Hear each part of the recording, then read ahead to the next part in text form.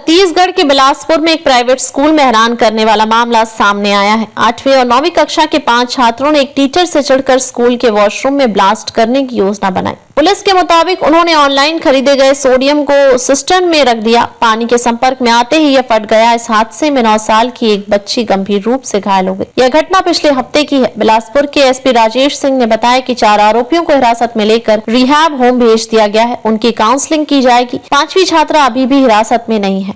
वह अपने रिश्तेदार के घर पर है और उसे जल्द ही जुवेनाइल जस्टिस बोर्ड के सामने पेश किया जाएगा। एसपी ने ऐसा बताया कि जिला शिक्षा अधिकारी की अगुवाई में एक टीम और कई स्कूलों के प्रिंसिपलों वाली टीम भी इस मामले की जांच कर रही है। सीसीटीवी फुटेज ने इस मामले को सुलझाने में मदद मिली है। स्कूल में हुए ब्लास्ट ने जांचकर्ताओं को हैरान कर दिया था। पीड़ित बच्ची के शरीर पर केमिकल से जलने के निशान थे, लेकिन कोई छर्रे नहीं मिले। इससे संकेत मिलता है कि यह कोई विस्फोटक उपकरण नहीं था और न ही किसी पेशेवर का काम था। बच्ची को निशाना बनाने का कोई स्पष्ट मकसद भी समझ नहीं आ रहा था। बिलासपुर के एसपी राजेश सिंह ने कहा कि यह वाकई बहुत अजीब मामला है। उन्होंने आगे बताया कि स्कूल द्वारा उपलब्ध कराए गए सीसीटीवी फुटेज से इस पहली को सुलझाने में मदद मिली। इससे उन छात्रों की पहचान करने में मदद मिली जिन्होंने स्कूल के वॉशरूम में सोडियम रखा था। जांचकर्ता के अनुसार आरोपी छात्र एक शिक्षक से नाराज थे और उसे सबक सिखाने का फैसला किया। पुलिस ने बताया कि उन्होंने सोशल मीडिया पर एक वीडियो देखा था जिसमें दिखाया गया कि सोडियम पानी के संपर्क में आने पर कैसे विस्फोटक के रूप से प्रतिक्रिया करता है। छात्राओं में से एक ने अपनी मौसी के अकाउंट से ऑनलाइन सोडियम मंगवाया और बाकी छात्राओं ने उसे